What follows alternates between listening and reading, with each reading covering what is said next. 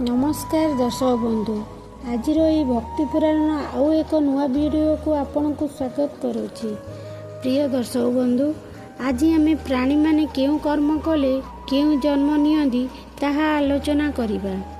आसंतु जानिबा। जी सन्यास ग्रहण पर पुनश्च स्त्री संगम करे से पर जन्म रे कुर्मी होई जन्म ग्रहण करे। जी सर्वदा कली करने को भल पाए अर्थात जहाँ सह कली करे जमा छाड़े नहीं से पर जन्म रे बिराड़ी होई जन्म ग्रहण करे।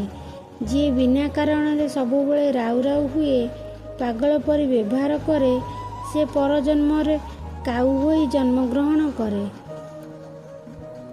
जो माने अत्यंत लोभी होई थांती से पर जन्म रे छेली होई जन्म ग्रहण करी थांती।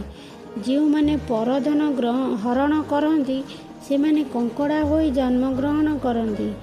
जो माने अखाद्य को भोजन करती से माने घुसुरी होई जन्म हुअंती। जो माने सबुबले कलह करती हिंसा करती से माने कुकुर होई जन्म हुअंती।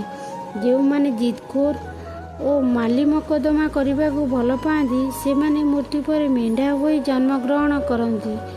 जी बिना दोष रे अन्य को दंड दिए और सबुबले रागी फं फं हुए से परजन्म रे साप हुई जन्म ग्रहण करती। जी पितामाता को कुभाषा कहे से परजन्म रे गाई हुई जन्म हुए।